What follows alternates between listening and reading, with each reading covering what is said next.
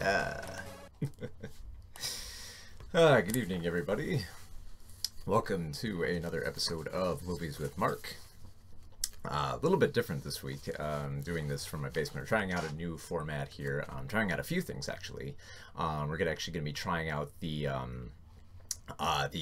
poll system here. We're going to try to have a little poll about the Avengers Infinity War Deadpool.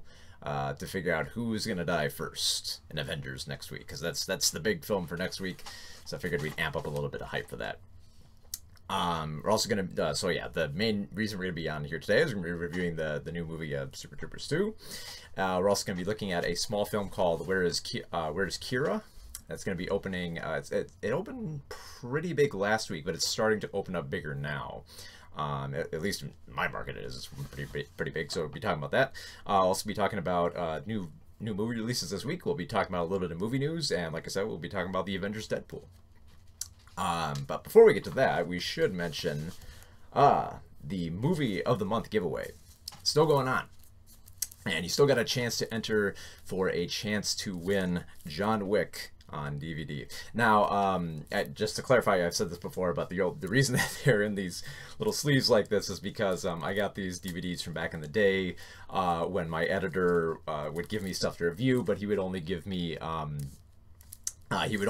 just, you know, the disc. He would keep the Blu-ray packaging and just pop out the, you know, the extra DVD, and he'd give me that. So but yeah, I want to give away a really cool film for the very first giveaway. And you know, John Wick is so awesome, and you know, I was gonna go up to the DVD anyway.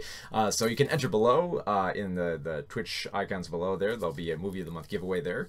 You can enter with your Twitch account. You can follow, subscribe, and you can get in there. And you'll also get, I felt a little bad since it's just, you know, John Wick and a little sleeve here. Like we'll get actual packaging for these. I swear I'm not gonna pull like a DSP on you. But I'm also got these other films, so like all of which I recommend. I'm not just kind of like passing them off. Like these are actually films that I really do like, and I would recommend. There's Kill the Messenger, Jeremy Renner in a kind of journalism on the drug trade. You got The Good Lie, which is a Reese Witherspoon little drama about the Africans come over from a genocide to America, and then The Judge, Robert Downey Jr. and Robert Duvall in a great family drama. Very long, but very worth it. So you have a chance to win all four of these in the giveaway. So be sure to check that out if you haven't already. We've got a few entries right now, but like I said, the more ways you enter there, the more chance you have to win. So with that, oh, I completely forgot about the introduction. So we'll do the introduction right now. My name is Mark McPherson, obviously.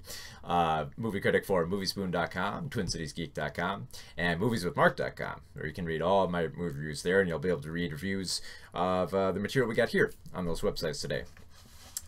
So before we get into that, we'll get to like the reviews here, but I want to mention like a few things right off the bat, some recommendations this week for movies that you can watch like outside the theater, because I love recommending, you know, reviewing films for like the theaters. You know, that gives people a great excuse to go out and lets them know what's out there, but at the same time I want, you know, people to be aware that there's stuff you can watch at home, really good stuff that you might have missed. And this week's kind of a big week for some stuff on home video. And for rent on like, you know, like Vudu and iTunes and all that, they have Steven Spielberg's The Post, which it was hailed, it was critically acclaimed. You know, Steven Spielberg's The Post, you know, it's timely, it's about journalism, it's important, and yes, it's all that. It's got Steven Spielberg, it's got Meryl Streep, it's got Tom Hanks, and it plays about, as you might expect, you know, you put all those elements together and you get a solid film. Not really a great film, because it just kind of, you know, it doesn't really, you know, it plays about as well as you expect. But I definitely recommend seeing it if you haven't. Another one that came out was The Commuter, which is the Liam Neeson action picture that takes place on a train, and it's directed by I'm forgetting the name right now. Collet, the guy who directed him on Run All Night and A Walk Among Tombstones. So the better Liam Neeson action films there. I know he's been in a lot of duds, but trust me, he makes some solid action pictures. And The Commuter is another solid one where you get some nice thrills with like the train going off the tracks and all that. So definitely two you want to check out there. Stuff that's new on Netflix this week that you definitely want to check out: The Conjuring especially if you're in that kind of horror mood after A Quiet Place. Like, everyone's talking about A Quiet Place. They love it so much. So if you want more horror right there, The Conjuring is right up there. It's probably one of Blumhouse's best films, I think, next to the Insidious series. So definitely check out that.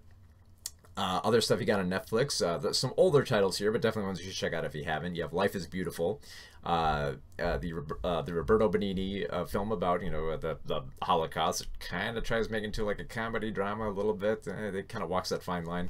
Definitely one you're gonna want to check out. If Ready Player One has got you jonesing for some more Iron Giant, well, Netflix says The Iron Giant. You gotta check that out. And then you got the Robert De Niro and Al Pacino in Heat. That's a definite must if you haven't seen it already. And if you're in the mood for video game movies, Mortal Kombat is on Netflix. I'd give it another go. If you think it's if you think it's too stupid, if you think like, oh, we haven't conquered the video game curse, I think there are actually a few films that have kind of conquered the video game curse. And I mean, the video game curse. And I mean, I lost the I had it here. There it is. And I mean, I wrote a whole book on it, so I've gone through a lot of those films, and there's a lot of that do hold up, and I do think that Mortal Kombat is one of those that, if you go back and rewatch it, you'll be surprised by how much you're entertained by it. Especially since a lot of people are accepting of Rampage for just how goofy it is. So if you really dug Rampage, I'd say give Mortal Kombat a shot, I think you'd be surprised. Amazon Prime. You have the Florida Project. This was my favorite film of last year, and it got overlooked at the Oscars. Like, a few places nominated it. It has my favorite William Dafoe role ever. It takes place in the outskirts of Disney World, and just these poor families. And it's by Sean Baker. So if you're familiar with the stuff on like Tangerine and those kind of like I don't know how you describe it, maybe like street trash dramas. He's really good at that, and The Florida Project is probably one of my favorite films of his ever. Like, he always does such a good job, but this is probably his best, and definitely the best role I've seen of William Dafoe. So I was really hoping that he won an Oscar for that. Didn't quite happen, though. Other stuff on Amazon Prime, some older stuff, Escape from New York, which is badass if you haven't seen it. I mean, I love Snake Plissken. We have a Snake Plissken emote on here too as well, so be sure to check that out. And For a Few Dollars More, badass western, Clint Eastwood, man with no name. What recognizing that. And then finally, another service that this one is actually, I'm surprised. This one actually started a kind of like a Twitter hashtag trend right now. Is on Filmstruck right now. Because like a lot of people in the gamer community are probably familiar with the GameStruck app, the GameStruck little hashtag where they say, oh, name your 4 favorite films. But you might be confused. Why is it called GameStruck? Well, because they lifted it from the Filmstruck 4, because Filmstruck was trying to promote themselves. They said, what are your 4 favorite films that define you? And so it kind of continued over into games. So Filmstruck is a great streaming service that has like a lot of Turner Classic movies and Criterion movies. They have a lot of great, especially this month, they have a lot of familiar films that you might recognize on there. I think stuff like Casablanca and The Big Sleep. But 2 films I'm recommending are actually from the 90s, just to show you that they do have a little bit more, not so old films. They got Falling Down, which is a great Schumacher film about just the middle class working man sort of deconstructing and just going nuts in L.A. And then you have The Player, which is a wicked satire on the Hollywood system that Robert Altman kind of made as kind of like a as a jab at Hollywood, but it also got him back into Hollywood because Altman hadn't really been as big in Hollywood at that point, but The Player, because it satirized Hollywood, somehow got him back in. So that's definitely one worth checking out. So there's all your streaming recommendations for the week. So we should probably get to the main review. The biggest review that we got on today's show is Super Troopers 2. Now, I actually, Super Troopers is kind of sort of like a cult classic for some people. When it came out at the time, I thought it was okay. Like I think it worked in bits and pieces with the skits that they were trying to do in that film. Because when you talk about Super Troopers, a lot of people mention a few of like their favorite quotes and favorite scenes in there. There's the classic one where, like Farva says, like, I want a liter of cola, and then, looks like he's got spit in his burger, and he has to, like, tackle the fast food clerk. There's a lot of little scenes there that work, the scene where they're, was it they're chugging maple syrup.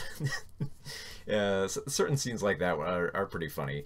So actually, you know, I kind of enjoyed bits and pieces of it. So, you know, the criteria that I used to judge this version of Super Troopers was just, you know, how well do the bits hold up.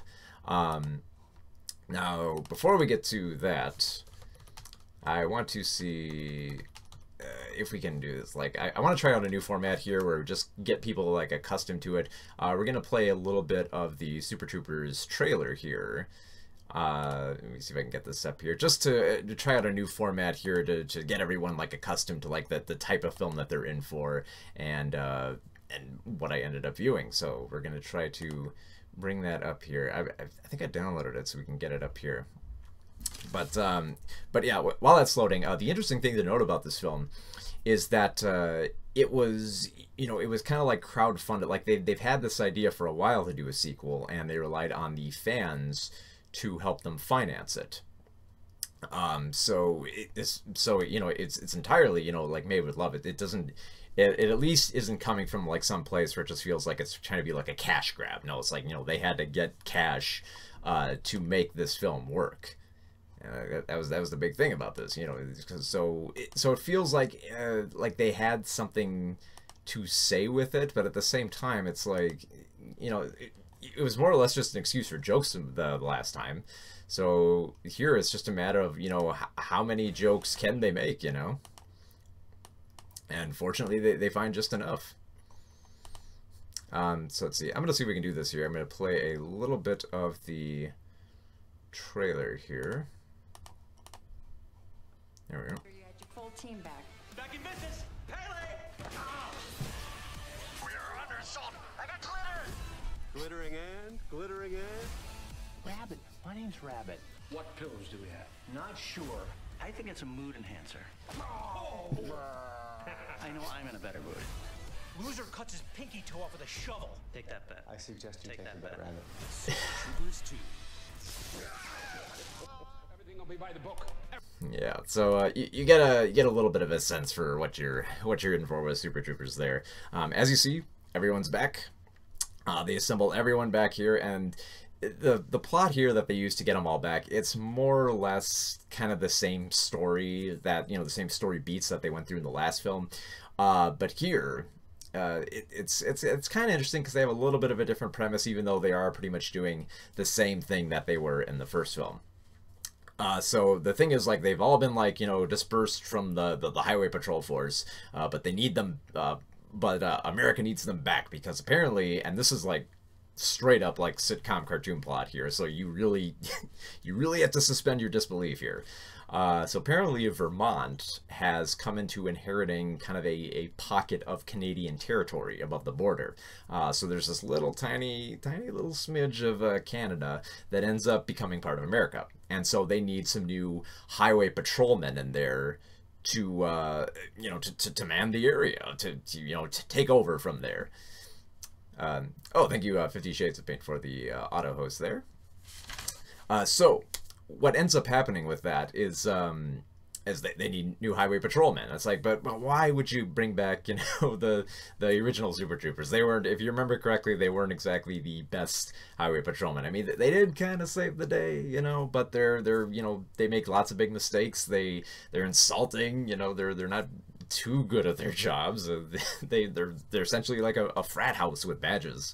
But they kind of explain that there's a little bit of a trick to why they hire them. So they're brought in to kind of trade spots with the Mounties that are currently in the region. And the Mounties here are pretty hilarious. They're played by like 3 different characters, so it's easier to keep track of them. One of them's Will Sasso, and it's so funny to see Will Sasso back in action, especially trying to do this kind of like Canadian French voice, which I think he does actually pretty well. He seems like he's really getting into it here. So if you've missed Will Sasso, since the last thing I can vividly remember him in was Three Stooges. So it's great to see him back on screen, especially in a great little comedic role like this. So obviously, you know, all the main troopers are all back here. They're all reassembled here. you have the you know, the big handlebarish mustache guy. What's his name? They all have, you know, special code names. So Thorny, played by I'm gonna screw up his name here. He's the director too, and I don't want to screw up his name. Is Jay Chandrakishar. I'm pretty sure that's how it's announced, because he's directing this too. He's the director, but all the ensemble troupe here, Broken Lizard, are the guys who all star in the film, and they wrote the film, and they've done other films since then. They've done films like you know, like Club Dread and Beer Fest, and with the last film they had a different member of Broken Lizards directing, and now they have another one. So another wants to try their hand at directing here. So the whole premise of, you know, Americans trying to replace Canadians and kind of having like a, you know, border divide between them, at least there's some funny stuff. I mean, they make some funny bits about, you know, switching out, you know, with like measurements of kilometers and liters and stuff like that. They make lots of reference, you know, to like pancakes and, you know, certain laws, and they pretty much exhaust pretty much all the Canadian jokes you can make here with that, but that's fine, I think, because they do have a great delivery. The one thing I will give Broken Lizard credit for is they do put a lot of, it seems like they put efforts into their skits and don't just kind of stroll through them. Like they actually seem like they're committing to characters here, especially with Kevin Heverman playing the codename Rod. A lot of people, but everyone on the force calls him Farva. Yeah, you know, Farva, the big tubby guy who always chewing gum and keeps calling people like chicken fucker and stuff like that. You know, the complete, and Farva kind of embodies, like, you know, how much you're gonna be with this film, because like the whole deal with Farva is you either laugh at him for one of two reasons. You either laugh because you like his jokes that are really just kind of like, you know, college level frat boy crude, or you laugh at the fact that, you know, that he would have the balls to make these jokes, that, you know, it's like, oh, he really went for it, because like they show everyone else's reaction to it. But I think it balances out well, because, you know, the other, you know, actors give reactions for him to feed off of. You have Brian Cox here back as their leader, which Brian Cox is like so much fun to watch here. Just his expressions, just getting pissed off at everyone. So he gets a lot of great lines here. Especially probably, it's amazing like how well these characters work, how well these actors work together. Because like one of the funniest things I found in the film, believe it or not, it was an in-between gag. Okay, so here's the setup. There's a gag where like Farva is going to be on the police radio and he touches it, he's going to get electrocuted. Before this happens, while they're setting up to it, there's a scene where he's just like swallowing M&Ms, and Brian Cox just sort of looks at him like, why are you swallowing M&Ms? And he gives him some stupid answer like, oh, it makes me horny or something or whatever, so I don't swallow them. There's no real punchline to that dialogue. It's just watching their expressions, and it kind of sells it for me. So I actually found myself laughing quite a bit here. A little bit more than the last film. Like you know, like in comparison to the last film, you know, I don't think there are as many memorable gags here. There's some funny stuff. There's some great gags. Like you have Rob Lowe playing the small Canadian town mayor who's kind of trying to like stir the pot and all that. Her. It's not true. It's bullshit. I did not hit her. I did not. Oh, hi, Mark. Oh, hi, Tommy. Oh, sorry. Hi, Peter the Great MN. You don't want a large farm. You want a liter of cola. And that's actually kind of what I was leading to, was there are a lot of callbacks like that to the original film. That's kind of one of the things I was dreading, but kind of one of the things is kind of like, all right, we'll let it go. Because yeah, they do bring back the whole liter of cola bit. They do mention shenanigans. They do actually, one of the weirdest things, they bring back Jim Gaffigan. Because if you remember the original film, if you remember the original film where they pull over Jim Gaffigan at one point, and they start saying like, do you know why I pulled you over, meow? Is something funny, meow? You know, the whole meow joke there. They bring him back, but unfortunately they bring him back just so we can literally point out, in case you forgot, yeah, I was in that meow segment. So that's kind of one of the annoying things that really holds this film back, is like how much it has to keep going back to like the well of kind of like the old gags. Like, you know, they bring back the whole liter cola thing, they bring back the whole like, oh, Team Ramrod, that type of deal. And you know, some of that stuff, it's kind of pleasant. You kind of get like a little bit of a nostalgic smile to it, but most of the time you wish that it would just go with most of its jokes. Because a lot of the new jokes they got here, most of them work. Not all of them. There's a few that really fall flat on their face here. Especially in the beginning, like they have a really dumb false opening where they imagine themselves, the entire highway patrol imagines themselves as like this rock band on the road that they cast off the shackles of being highway patrolmen, but no, they were actually fired.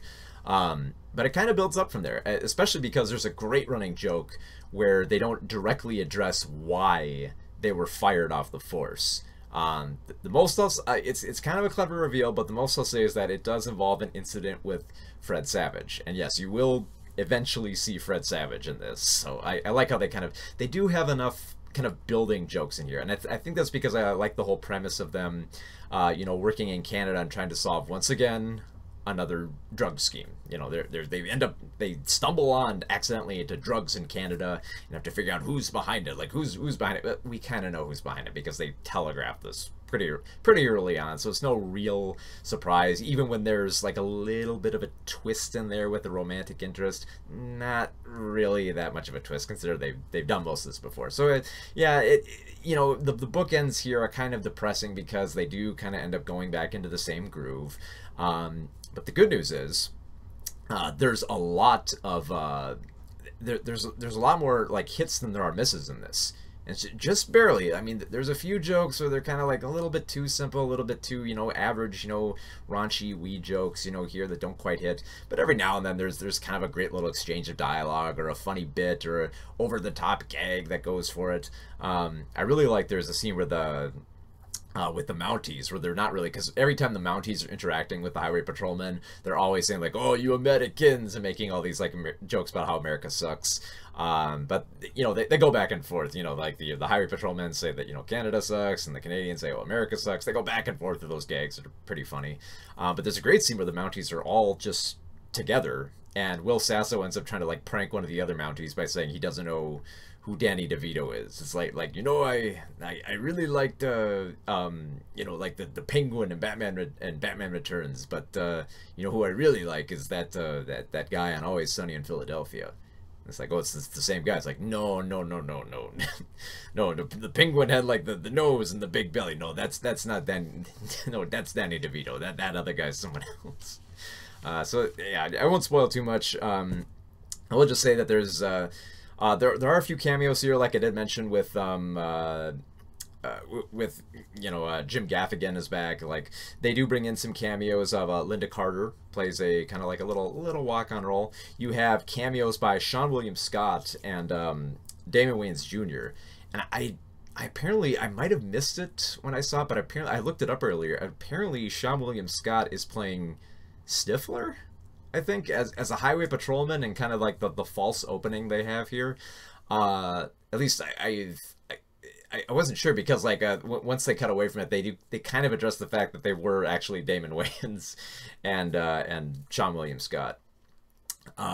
So like a lot of these jokes, they kind of, some of them are hits, some of them are miss. But I gotta say, I did end up smiling a lot more than I thought it would this film.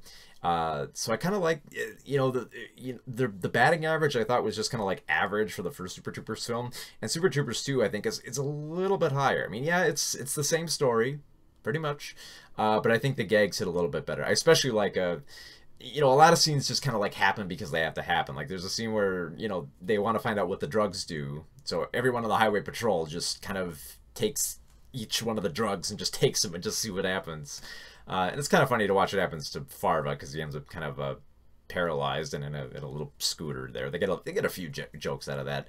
So I think there's just enough here to kind of like warrant the fact that there is a sequel as opposed to just like another cash grab. It's like, they came back here because they didn't want to make it's not very timely with a lot of these jokes. I mean, it feels like it would be, because like a border situation, it feels like it'd be very much of the era. But it's really, it feels like its own little thing off in its own little world, which is fine. It feels like they returned to this more just to make some new jokes, not really tell a new story, just same template. a few new jokes and a lot of callbacks, because you know everyone likes callbacks nowadays to be all nostalgic. So so that's the nature of the game. So I guess, you know, for Super Troopers 2, I would say about 3 out of 5. I would say if you're going to go to this, if you're a really big fan of Super Troopers, I think you'll dig this. If you were kind of on the fence with this, if you're kind of on the fence with the last film, I would wait till, you know, wait to like rent it. But again, like, you know, if you didn't dig the Super Troopers formula at all, there's no reason to go see this film. There really isn't. So that's about it for the Super Troopers 2. Just 1 minute here. Wow, I rattled that off quick. All right, well, I got my coffee in me now. So, the next film we're going to talk about, and this is like a less film. It feels like every week now where you're just doing, like one big film and one small film, but that's the nature of the game, because it's actually working out for my schedule. It's a, this is a smaller film that's opening up recently. It's called, Where is Kyra? Last week I said, I think, Kyra, but no, it's actually Kyra. Now, this is a little film directed by, Andrew, and I know I'm going to screw up this name, so let's try it again here. It's directed by Andrew Dasunmu.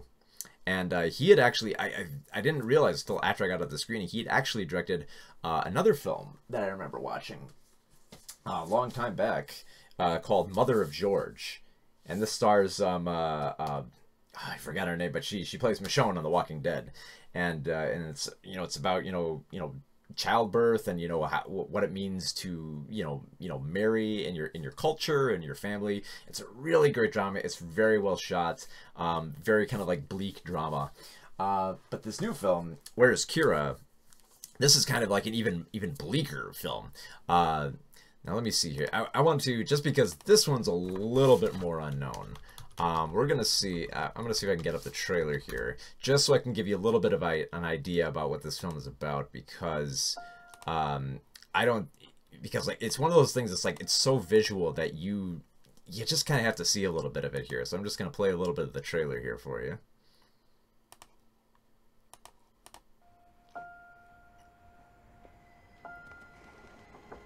Hi, I'm Kyra Johnson. I was just wondering if the part-time filing position was still open. No, it's been filled. Okay. Hey, how's your day going? Oh, pretty good. You okay?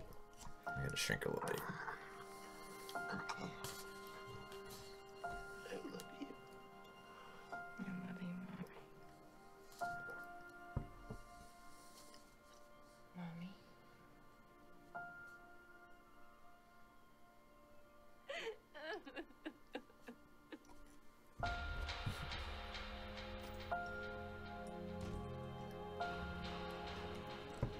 It's really good to see you. Your mother. I'm really sorry. You all right? You notice, like, nothing you worked for is working. Thank God for my mom. She saved my ass. No. Who figured this out? I can't lose this apartment. I'd like to cash this, please. Who's Ruth? That's my mother. Only she can cash her own check. I saw a woman today looked exactly like your mother. I mean, she even walked like her. She walked right in front of my car. It kind of freaked me out. Everywhere I go, I see her.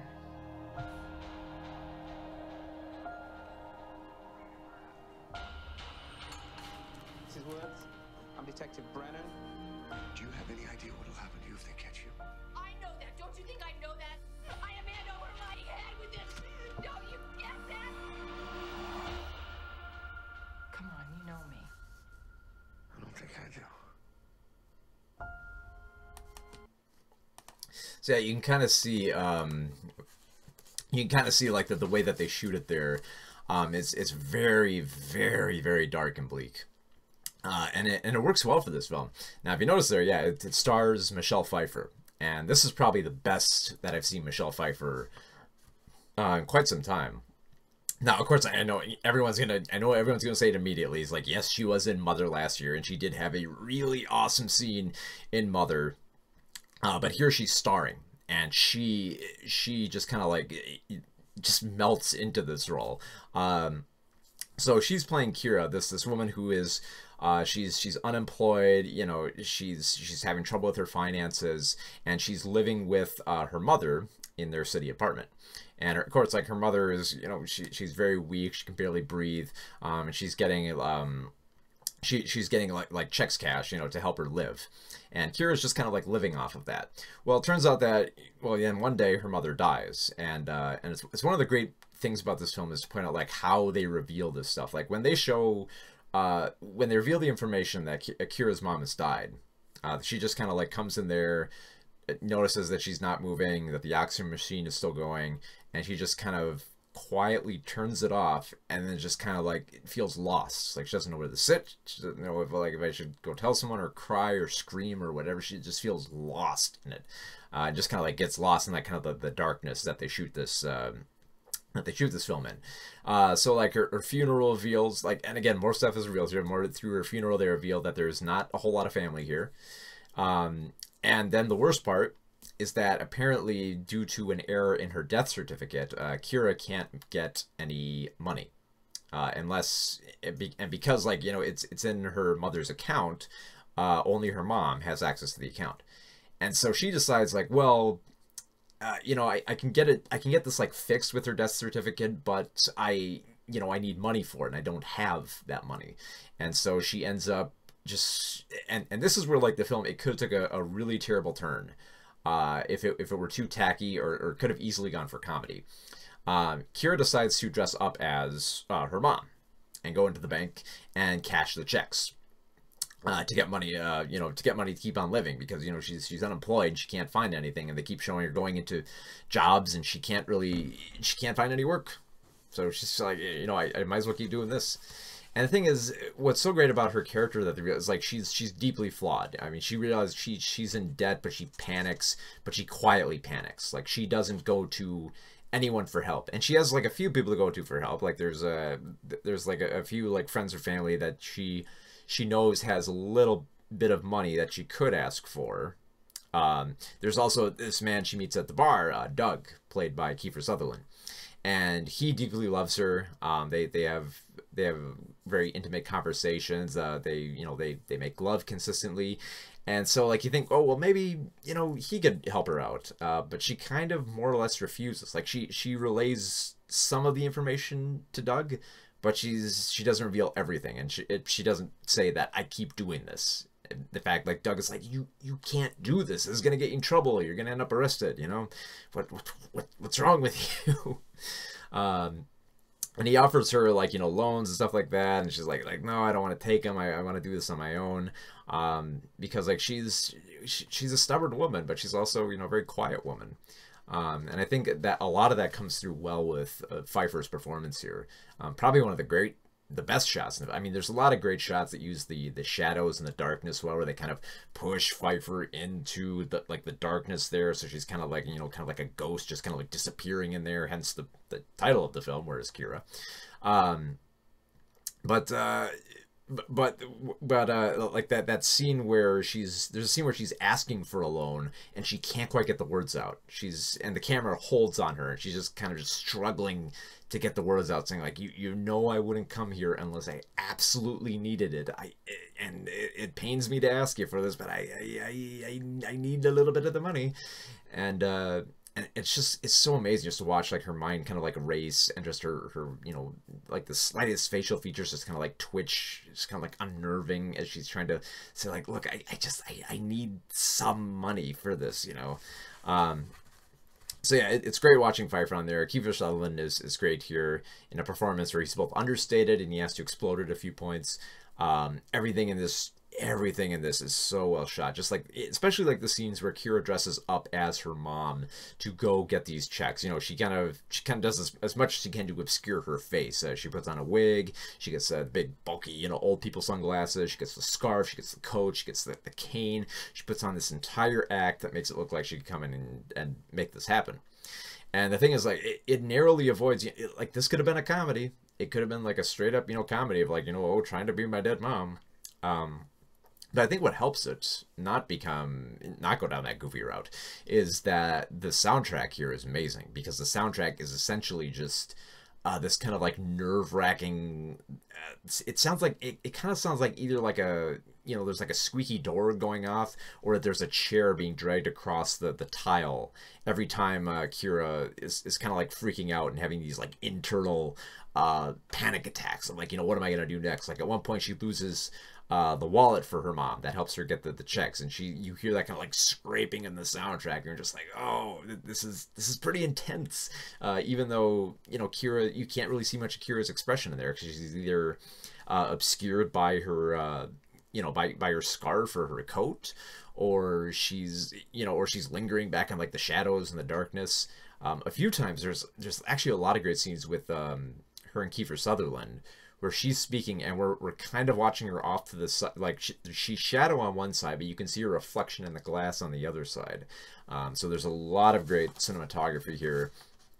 Great use of kind of the dark space that you would have in you know, in certain, you know, in certain films, like, because I was mentioning, you know, how like, you know, A Quiet Place use the kind of like emptiness of a soundtrack well. Here's a film that uses the, you know, kind of the emptiness of like color and light well, because like everything feels so like grim and dark, like, you know, like it's always evening, and like there's always just one too many lights turned off, like wherever she goes, like be it her apartment or out in the street, or even places she goes for a job interview, even at the mall and the bank. Like I'm not quite sure how they got this to work just right, but they made it look like the most depressing bank and mall ever.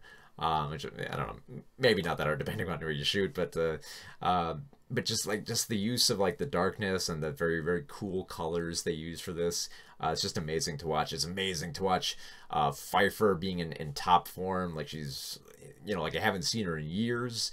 It's great to watch Kiefer Sutherland in this too, and just the kind of the intensity that builds, you know, with you know, like the trouble amping up here, and it reaches like a pretty cool boiling point, to the point where you realize that, you know, it might not really work out for Kyra. You know, she's in too deep.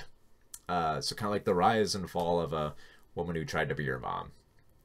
So for Where is Kyra, I'm actually gonna go with 4 out of 5 here. I mean, I think it could have been. I think it could have used like a little bit more here, but it's mainly watching just because of the great cinematography and for Michelle Pfeiffer putting on a really great performance. So if you don't mind, like kind of like interesting, kind of like I'm trying to find like the right words to describe it, kind of like a very, you know, intense, quiet drama, I guess is like the best way to describe Where's Kyra. But I really enjoyed watching this film. It's a treat for the eyes. It's great acting by Pfeiffer and Sutherland. So I definitely recommend that. I also just noticed this with apparently with a lot of the like indie films, like, because this is an independent film. It's just opening this weekend in a few markets. But I just realized that the last few independent films I reviewed have all had K's in them. Because last week we reviewed Crystal, and then before that we reviewed Kings. So I don't know what the indie films just keep getting that have K's in there. Thankfully, there's another indie film coming up that doesn't have K in there, so we won't have all K films. So there you go. But so going on to our next subject, we're going to talk about, and you can feel free to mention any films you want in the chat. I might open up the Discord in a little bit here. But one of the things I wanted to talk about was next week, we're going to have the review of Avengers Infinity War. And that's going to be a pretty big one. Now, the embargo is early for this, as most big films are. Like it's going to be on, like, I think the embargo is like on the same day I'm seeing the film. So it's the embargo is going to be early, so the review's probably going to be out early. But I'm going to try at least for the first week to not make any major spoilers, because I know that, you know, at least from the way this is tracking, it seems like everyone in the country is going to be out going to see Avengers Infinity War. It's sounding like it's going to break some records. Remains to be seen. Remains to be seen if it'll, you know, out Black Panther.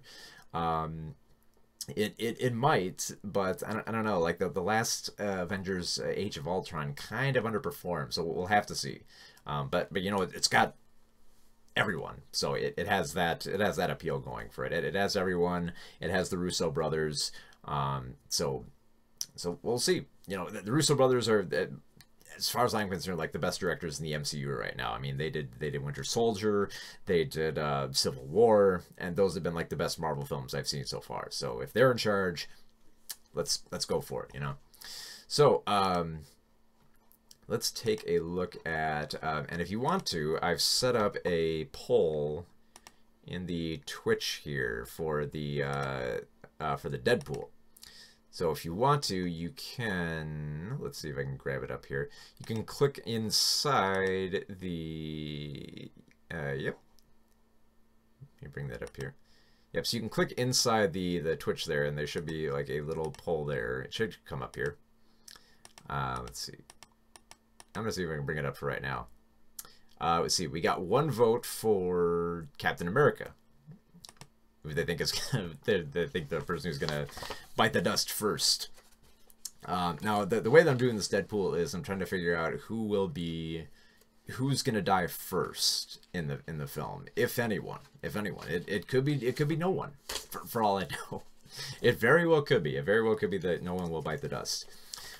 So for our little pool, we have Captain America, we have Iron Man, we have Thor, we have Hulk, we have Bucky Barnes, we have Vision, we have Scarlet Witch, we have Doctor Strange, we have Hawkeye, and then other, because there's too many. And I tried to base that on, you know, who's most likely to bite the dust.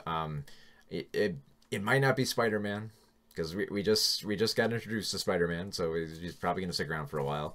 It's probably not going to be Ant-Man, because we do got an Ant-Man movie coming up in July. So, I don't know, it might be a little awkward. There's no Ant-Man there for the Ant-Man film, but it remains to be seen. I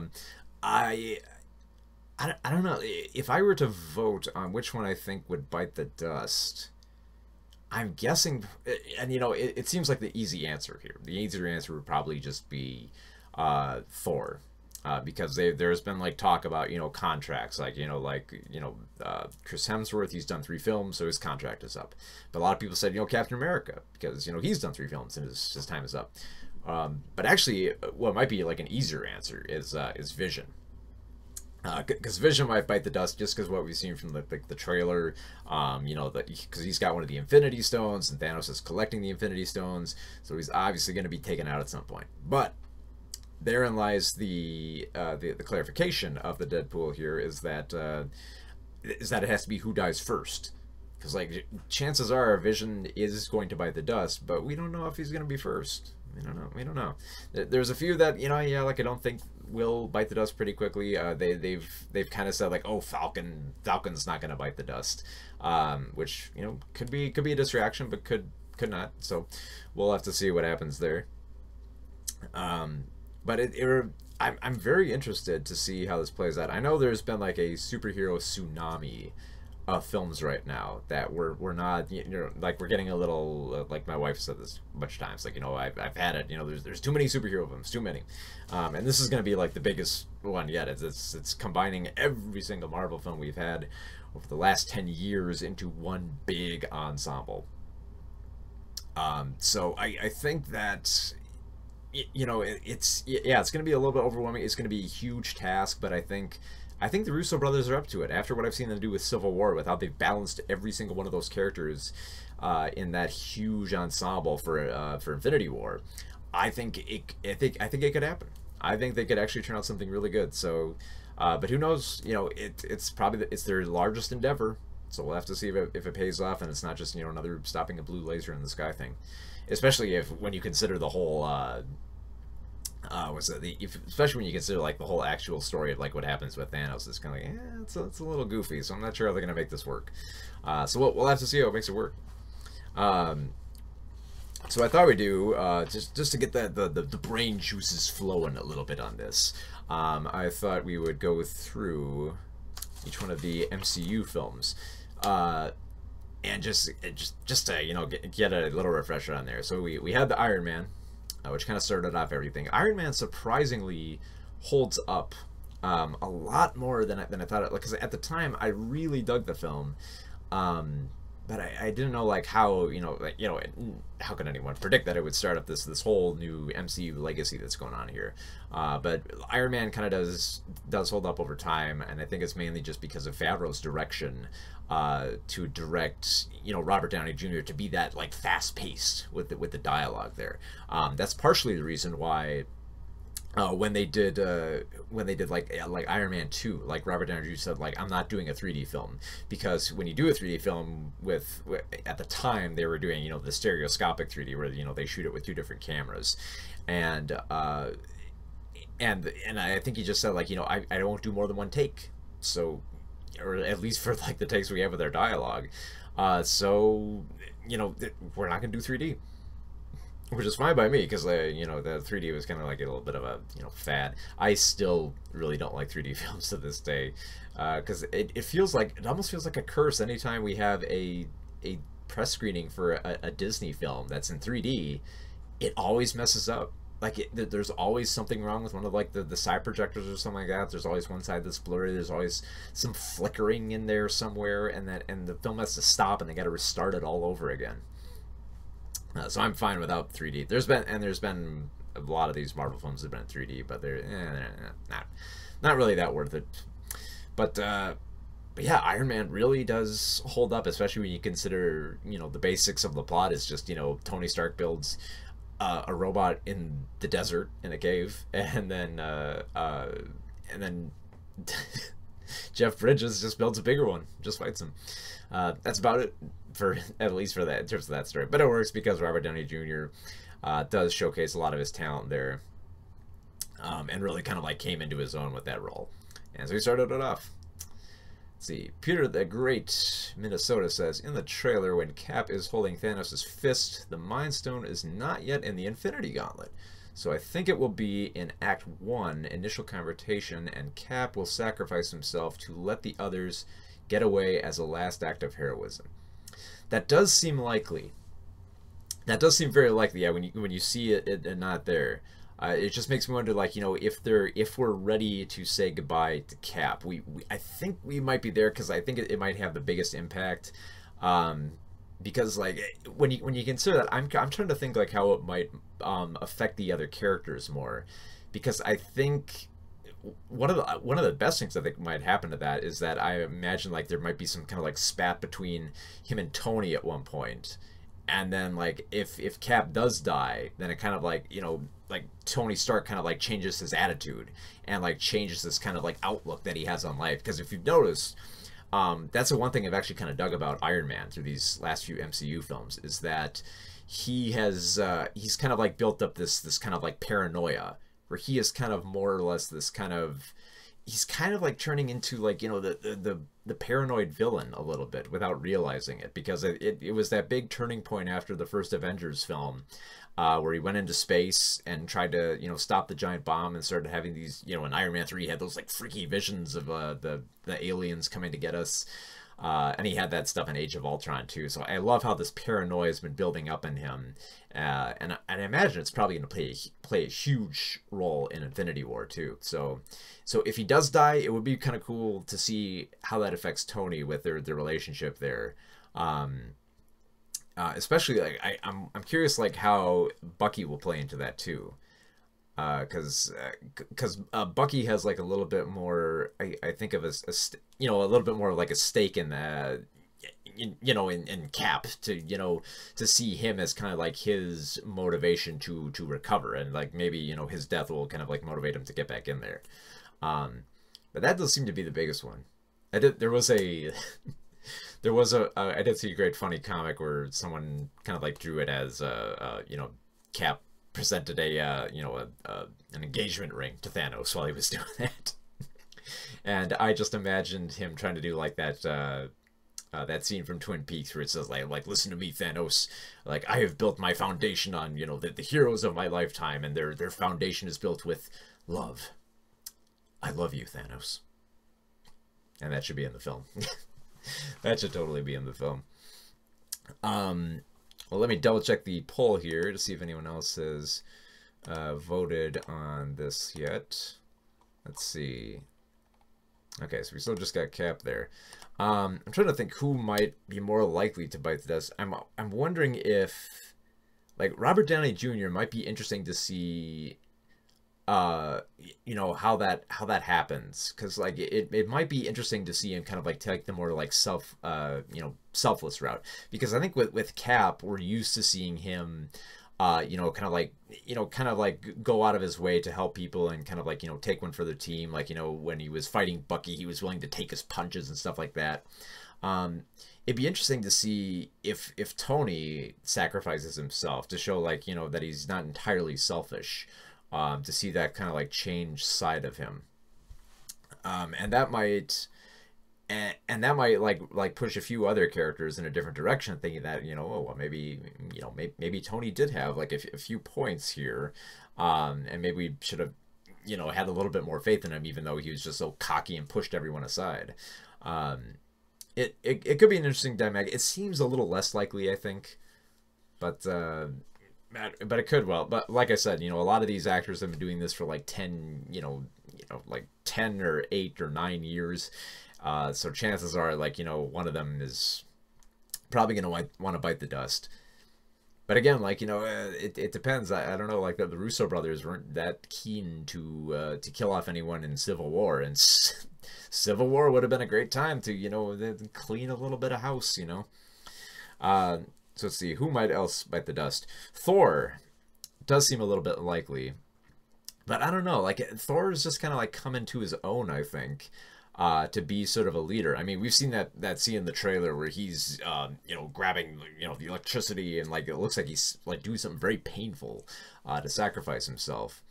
So it would seem likely, especially when you consider the fact that now he's trying to be a leader and look out for his people. So I don't know. There might be a scene where he's trying to, like, you know, help people, because we've seen like Thor try to help out people a lot in these films. So that it might be like, you know, the ultimate sacrifice, because, you know, he's built himself up from being that, you know, cocky guy who's like, you know, oh, I've got the, you know, I've got the power, you know, I can do anything, and then had to be humiliated and try to build himself up. So maybe he could build himself up further from that, you know, bring it to a culmination. Bruce Banner, if Bruce Banner, the Hulk, goes down for the count, I don't know how much of an impact it would have. I mean, you know, you got kind of like the puppy dog effect with Hulk, where, you know, it's like, you know, Hulk in pain or something like that. That would be, I'd say, like, his death would be like an easy means to evoke tears. Because I don't know how heavy of an, unless they kind of build something up kind of cool in the first act for him. You might be able to have kind of a cool arc going there, with, if he does end up making a sacrifice or something like that, or has to be put down or something. But I don't know how likely that would be. Be sure to vote, for anyone just coming in. Just be sure to vote in the poll who you think will die, and we'll see who's right. We'll see if the chat is right here. So next we have, let's see, I did Captain America. We did Robert Downey Jr. Black Widow, I think, would be too easy. The only thing I can imagine, like, Black Widow killing her off would be to, you know, to have a kind of like a more of an initiation for the Hulk. Because, like, immediately when the Hulk returns, like, you know, there's going to be, you know, that kind of, at least I hope, they're going to come back to that, you know, that kind of like love interest, you know, between Black Widow and the Hulk, and their relationship is going to kind of continue on from there. And I hope it continues on. Otherwise, they're just going to end up doing, you know, like kind of like a heartbreaking thing, where one of them's going to bite the dust. So it'll be, you know, it doesn't seem likely, especially since a lot of people are polling for a Black Widow film, which, I mean, after this phase of Marvel, anything is possible. So we'll have to see. I seriously doubt, though, that Black Widow will go down for the count. Next we have Dr. Stephen Strange. And it does, since he's a new member of the crew, it doesn't seem as likely, especially because, you know, we want to see more crazy crap with Doctor Strange. We want to see him do more crazy magic. We want to see him go through more dimensions. So it would, like, again, much like the Hulk, I think it would be a bit of a shock to see him bite the dust early, especially after all the crazy crap he's learned. So it's too soon for that. see, Black Widow's standalone film is in test script phase right now, so so unless it's a prequel, then obviously Black Widow is probably not going to bite the dust. But who knows? Might surprise us. Anything could happen. Anything could happen in a Russo brothers film. This one, it might be like too easy. Like he might bite the dust, but not so easy. Is Rhodey, who plays War Machine. If only because like Rhodey, it always felt like that there should be more to him. There should be more from the dude. But again, like, you know, he's a supporting player who's lost in the crowd here. Because I always enjoy seeing it here. But again, like, you know, Rhodey had that injury in Civil War. So it might limit him a bit here, or might, you know, give him more of a weakness. But I think if he has more of that weakness that doesn't allow him to get as into the action, it seems less likely that he's gonna bite the dust. So probably not Rhodey. Probably not War Machine, because you know, if Robert Downey Jr. bites it, you gotta have another Iron Man running around. So wanna have all your Iron Men spread out. So what do we got here? We got Spider-Man. Tom Holland playing Peter Parker. Doesn't seem likely, although I think, yeah, they are trying to go with another Spider-Man. Although, like, again, it would be a huge shocker that, you know, a teenager is going to go down for the count, man. I feel like you can say that with most films, but, you know, Spider-Man, we just gotten used to him when, you know, Peter Parker is kind of the lighthearted and comedic soul. Is, at least from what I've seen from, like, his character in Spider-Man Homecoming, I think he's kind of going to be the comedic glue that's going to prevent the MCU from getting too bogged down and, like, kind of like the dreariness that's going to be happening with Infinity War. So probably not Peter Parker. Definitely not Black Panther, because, well, for one, you know, Black Panther I mean, his film was amazing. So if he bites the dust, you know, there's going to be fury, man.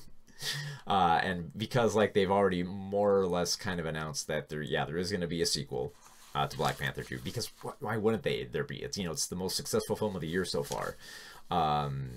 So it's definitely going to happen, but I don't know, man, because that's when I'd say, from a reaction of the audience, it's least likely. Or if it was, there's probably if there was, there'd probably be, like, massive reaches, because if the Russo brothers really did intend to kill Black Panther off in Infinity War, and then they just realized that the Black Panther movie did well, it's like, oh crap, reshoots, do we have time for reshoots? Probably, but I'm guessing probably not, because we just got to learn more about Black Panther. We've just got into his world. I can't wait to see more of his world. I'm looking forward to seeing more of the character, at least more of his world. I think his world is a little bit more interesting than him, because I like Black Panther more from kind of like the kind of like the kingdom aspect of his world, and kind of like the sci-fi tech that blends with African culture. That's probably the best aspect of that. So it's probably not going to be going anywhere. And then, of course, you know, Vision. And Vision seems like, you know, it's not a question of, at this point, it doesn't seem like a question of if Vision will die. It's a matter of when, which is why I formulated this poll to say, you know, are they going to do it first? So I don't think there's any question that that Vision is going to be the one to go down for the count. But it's just a matter of when. And like you said, Peter, you were mentioning that, you know, Thanos didn't have the Infinity Stone for Vision when he was attacking Cap, so I think that might play a role in it. Unless they're actually screwing with us, and they actually like a CG, you know, it's the Gauntlet CG, so they might have took it out and just that clip to throw you. Seems less likely, but, you know, we'll just have to see with that. Let's see other characters we got here. Wanda Maximoff or Scarlet Witch. Although I don't think they can say Scarlet Witch, because, you know, the X-Men franchise, we don't want to relate her to X-Men.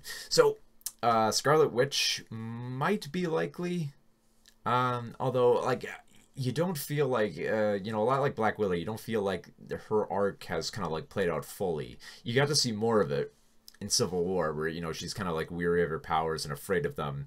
But I definitely think, you know, in Infinity War, she's gonna very much come into her own. She's gonna, you know, learn how to master those powers, gain more self confidence, learn to, embrace her weird mind altering magic. Maybe team up with Doctor Strange. Maybe I don't know. That might be pretty cool. Next up, we got Bucky Barnes, Sebastian Stan, playing Bucky Barnes, the Winter Soldier, and it very well might be, you know, him to sacrifice. But again, you know, a lot like with Cap, you know, Cap's gonna have that new he's gonna have, like, you know, the new vibranium weapon there. So, you know, he's gonna have the vibranium arm and all that. So he's gonna be well equipped. But again, you know, he could make another sacrifice. You know, he's made one once before. It was like, oh, well, you know, I'm used to it, Cap. You know, I bit the dust once before. I can come back and do it again. Maybe I'll make a joke like that. Let's see. And this is more like I think we're kind of off like most of like the poll here, and this is kind of more just like outsider characters who may or may not bite the dust here. We got Loki by Tom Hiddleston, and that went a lot like Black Panther. I think that's going to generate a huge negative reaction if Loki does bite the dust first, because I actually really dug Loki in Thor Ragnarok, and I've never kind of been that into him as a character, but I kind of dig him more as this kind of like bumbling cohort. So it remains to be seen what Loki's got. It looks like at this point, you know, that Loki's kind of an ally of Thor, that he's kind of going to be fighting along their side. But again, like, it's not for sure. Like, you know, they've proven he can be a turncoat pretty quick. So chance, like, maybe if he talks to Thanos, he might turn into a turncoat, or he might come to Thanos, say like, hey, can I work for you? Thanos will say no and kill him first. You never know. You never know. So, let me see, who else we got here? We got some outsider characters here. We got the side character of Wong from Doctor Strange. I don't think he'll bite the dust quite so soon. I hope not, because I want to see more of I want to see more of this character, because I don't think we've gotten enough of it. He's such a fun character too. I mean, Benedict Wong is so much fun to watch. I think he's kind of like a little bit of an underrated actor. I think he's gonna blow up. He's been in a few films, like some small ones. I think he was in like Ghost Stories, is coming out recently, and he was in this year's Annihilation. So I hope he sticks around. I hope he's got kind of a minor role. Let's see, getting to the Guardians of the Galaxy here. We got Mantis. Probably not. The Guardians of the Galaxy are weird, because I'm not sure, you know, they're going to be coming into this, you know, they haven't had any interaction with the rest of the Marvel Universe, except for Thanos, and then kind of like name only. So I can't imagine they'd kill off that many of them too quick, especially the Guardians of the Galaxy a whole, because apparently, you know, Mantis is going to be back, Nebula is going to be back, and then the obvious, you know, Gamora, Groot, and Star-Lord, and Drax. They're all going to be back there. I'm not sure if they bite the dust. It's curious, like, who would go. It seems most likely it'd probably be Drax to go for it, because Drax is brash. He's you know, he's committed to, like, you know, dying in battle if he has to. So it would seem, you know, between all the Guardians of the Galaxy, Drax, I think, would be the most likely to bite the dust, unless, of course, you know, Star-Lord wants to make the big sacrifice that he always wants to make. So that I don't know, like, I wouldn't count on, I wouldn't bet too much on the Guardians of the Galaxy biting the dust in Avengers Infinity War. Let's see, I covered all that one here. Outsider characters, Gwyneth Paltrow. Well, I think she's coming back as Pepper Potts. Might give Tony more incentive to join the fight if she goes down for the count. But yeah, who's to say? Benicio del Toro will be back as a collector. I probably don't think he's gonna bite the dust, unless, of course, Thanos needs something more from him.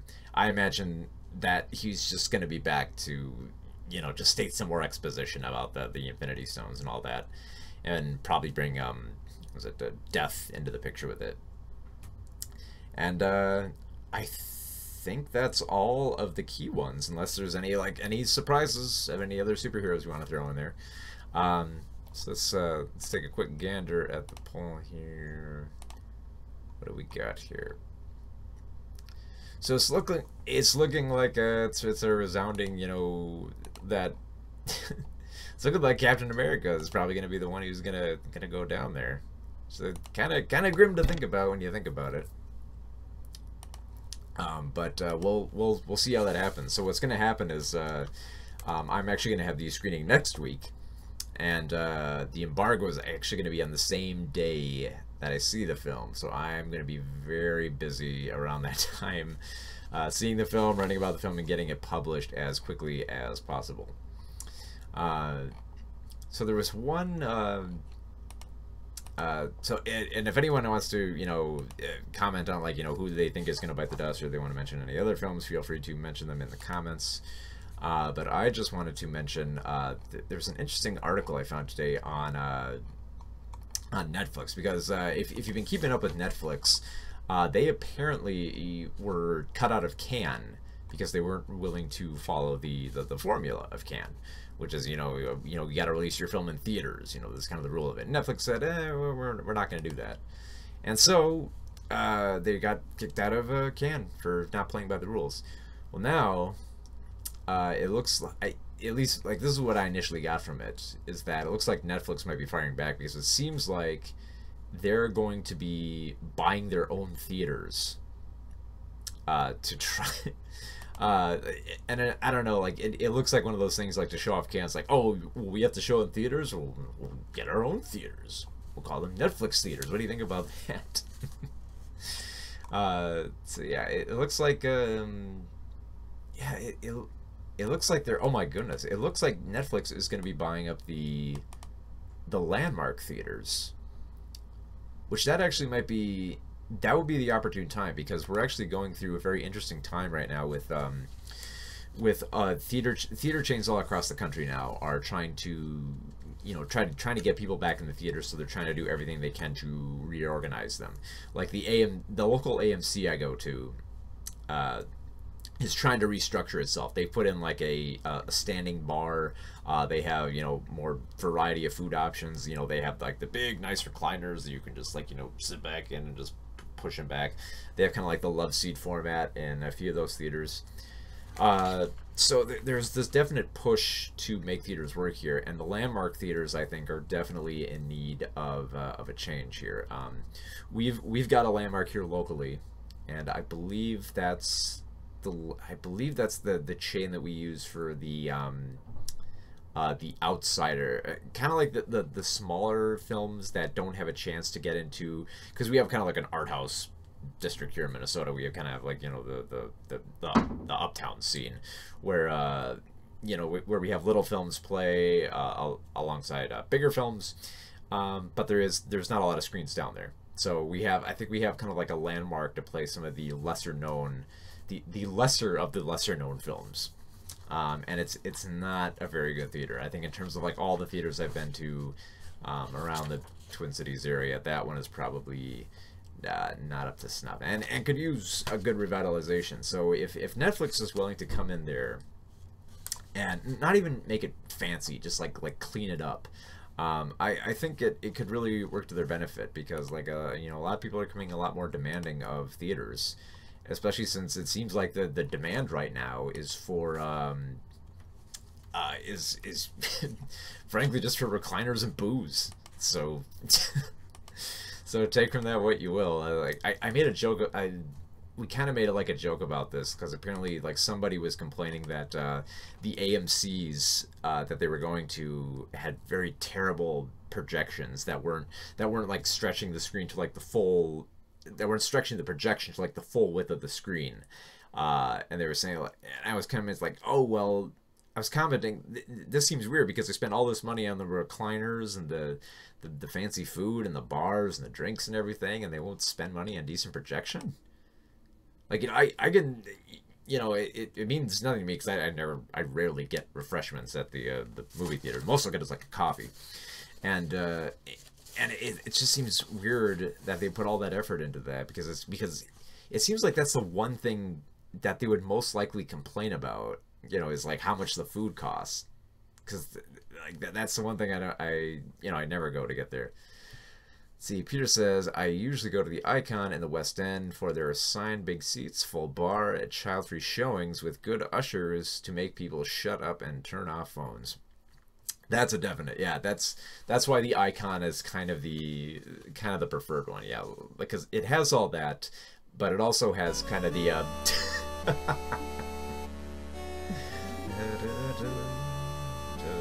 Thank you, Ohio Man 215.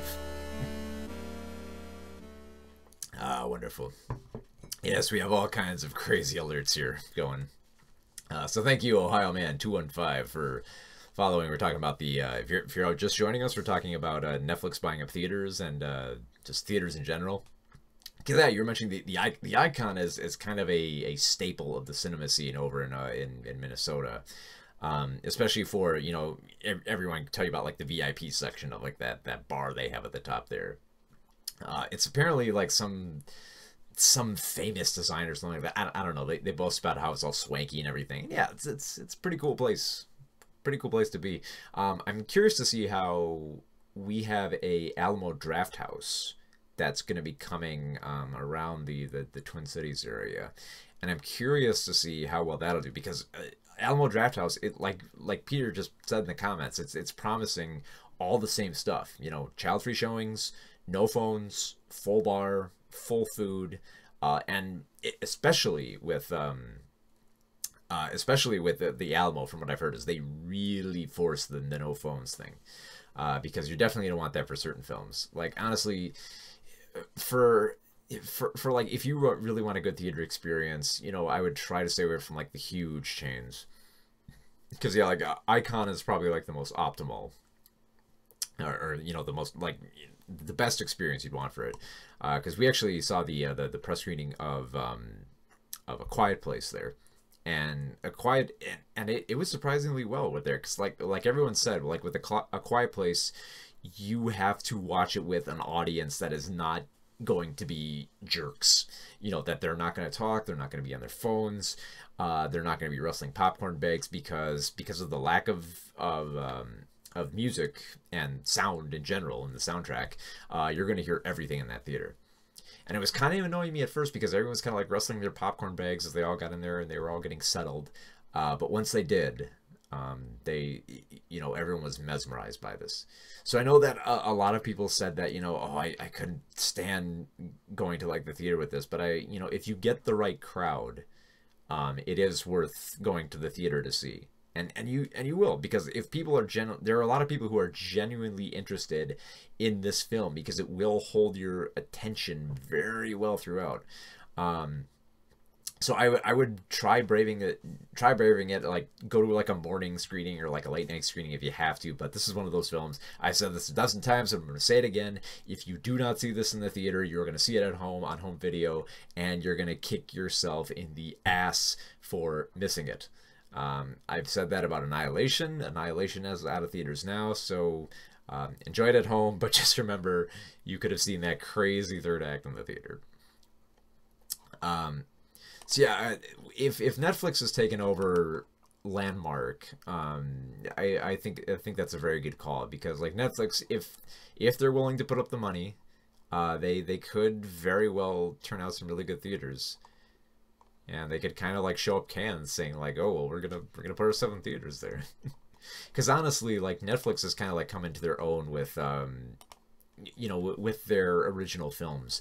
There was a time when I really didn't dig what they were doing. Like one of the things I hated was they were putting all their chips in with Adam Sandler and Ricky Gervais, and they were turning out just dismally bad comedies. I'm talking stuff like The Ridiculous Six, The Do-Over, the Office spinoff with him. There's a really bad one called, I think it was called like Special Report or something like that, where he had to like stage a war for like a radio show. It was pretty bad. And I think, I'm trying to remember, I think it was called Special Report, but it was pretty bad. But when I got to the end of the film, it's like, oh man, this doesn't look good for Ricky Gervais. I mean, who did he get to direct this? And then of course, the second I say that, it comes up like written and directed by Ricky Gervais. Like, oh, well, But they've come into their own. They've made some really good films in the last year. Like great examples is Mudbound. Mudbound was up for Oscars. It's a definite film I'd recommend. The other thing I liked about it too is that because it's streaming, it makes it easier to recommend if they do really good films. Because you know, come Oscar time, I like to recommend tons of great films, because everyone's like, oh, you know, films, you know, they've lost their way. All movies today are terrible, and I can recommend some great films around that time. Films that they should see, stuff like, you know, like The Shape of Water, and stuff like the Post and the Florida Project and The Darkest Hour, but they're limited releases, and so I kind of have to say like, oh, go see it. Oh, where's it playing? Well, at this theater on this date, but it might change to this weekend, but it might be on that date, or it might expand after Oscar season. So it's hard to recommend those films. But with like Netflix, it's like, you know, dude, Mudbound's up for Oscars. It's a brilliant film. You've got to see it. And it's like, you have little excuses. Like, it's right there on Netflix. The other thing too is like it was great seeing that with like Cannes too, because like last year they had a film called I Don't Feel at Home in This World Anymore, which is a great kind of like, you know, falling down type societal, you know, like crumbling of like the human spirit type thing. And plus you get to see Elijah Wood using nunchucks poorly. So that was great to see. It was, I think it won like some awards at, no, it probably wasn't, it was, I don't think it was Cannes. It won awards at one of the big film festivals in January. I'm blanking on awards because I barely follow the awards festivals, but it was at some award ceremony in January, and it won a lot of awards, and it came out on Netflix within a month, so everyone could see it pretty early before it kind of like dissipated, because like a lot of these films that go to festivals, they get picked up, but it takes them like a quite a long time for them to come out. Like one of the films I reviewed tonight, Where's Kyra? That had actually been at last year's Sundance Film Festival, and it's just now coming out. And it's one of those films like I want to recommend, and I imagine that anyone who probably saw it at the film festival wanted to recommend it as well, but it you know, got pushed back. So that's about, you know, that's really all you can do, is you just like try to promote stuff. But if Netflix is going to be bringing out their stuff into theaters, it'll give like more of a reason to go out to the theater. Like I imagine like Netflix will probably like open their theaters up to, you know, to other films. Obviously it's not going to be just Netflix original movies, because I guarantee if they do that, they're going to go out of business quick.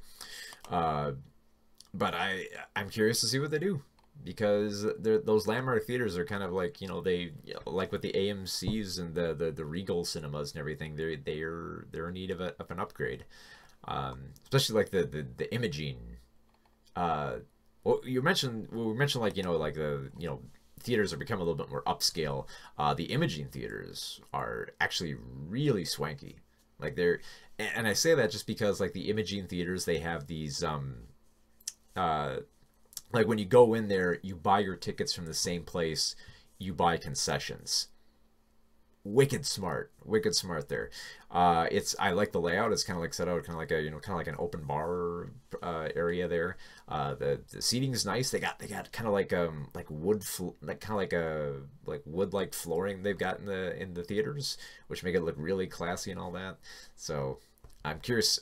I'm curious to see what Netflix will pull. What kind of design they'll pull out of their out for Landmark to give the Netflix treatment. Because I more or less know what's going to happen with the Alamo Drafthouse unless they make some big changes to it. So looking forward to seeing what happens with that. So like that was the biggest news there. Let's see. There was one other bit of news that I wanted to talk about here. I have to like filter through a lot of this because it's all just like Avengers stuff at this point. Like everyone's just talking about, oh, what's gonna happen, you know, with Bucky, what's gonna happen with Doctor Strange, what's gonna happen with Iron Man and Cap. Is there gonna be more to them? Is there gonna be, you know, are they gonna continue on? Are they gonna die? Or like whatever. The Deadpool, obviously. Let's see. There are a few more trailers that came out. There was the Deadpool trailer. There was the Equalizer 2 trailer came out, which I might be interested in seeing. I was very lukewarm on Denzel Washington's interpretation of Equalizer, but you know, I'm willing to give it another go. I'm willing to see maybe crossover with John Wick. You know, just saying that would bring the house down. There's a little bit more news on the It sequel about who they're going to be casting for it. I think casting is almost finished up at this point. I think that they announced they got a new cinematographer for it. I think it's just like it's Avengers news. There's nothing more but Avengers news. There's you have to filter through it on everything. So I think unless anyone else has anything else they wanted to chat about, I think that's about all we got for this week. So I guess I will use this time to say, go to movieswithmark.com to read more of my movie reviews. You can read a review of Super Troopers 2. There, Super Troopers 2. You can read my review on movieswithmark.com, as well as the other reviews we've got from the past weeks. You can also go to moviespoon.com to read another review. You can go to twinciesgeek.com to read the review of Where's Kyra. That should be on by tomorrow, I think. And be sure to, if you are just tuning in and you like the stream and you would like to support it, obviously, you know, we've got a Patreon down there. But if you want to get more involved and win some free stuff, we do have a giveaway, the movie of the month giveaway at the bottom there. We're giving away John Wick 2, as well as not John Wick 2, the first John Wick film. We're giving away the original John Wick film on DVD, as well as 3 other great films that I'm recommending. So we're gonna have all that. The other thing you can do too is that if you're interested in more kind of like video game movies like Rampage, I've written a whole book called Pixels to Premieres, A History of Video Game Movies. This covers everything up to the latest Resident Evil film. You can find that on Amazon. And oh my goodness, it's toppling over there. So well, there you go. So just to recap, for Super Troopers 2, I gave it 3 out of 5 stars. I'd say it's a decent enough sequel. I liked it more than the last film, but that's because I was lukewarm on there. I think if you really dig Super Troopers, you should definitely go see it. I think there'll be enough there for you to laugh at and have a ball with. The other film we talked about is Where's Kyra. I would definitely go seeing that if you really like your drama dark and you really want to see Michelle Pfeiffer. If you miss her and you want to see her again, here's a film where she's mostly in the shadows, but anytime she comes out, it's amazing to see her come out into the light. So 2 films that one that I kind of recommend and one that I definitely recommend. But next week, we'll be back next week, Thursday at 8 p.m. Central, where we will be reviewing Avengers Infinity War. And we're going to try to keep it spoiler free. I know a lot of you people are going to not be able to see it during the weekend. And we'll save the Deadpool. We'll in fact, let me check the Deadpool here just to make sure there's been no change in it. Make sure that no one wants Cap. Okay, everyone thinks Cap is gonna die. Okay, so Captain America. Well, we'll see if Captain America dies in Avengers: Infinity War, but we won't mention that for about 2 weeks, just to let everyone feel that.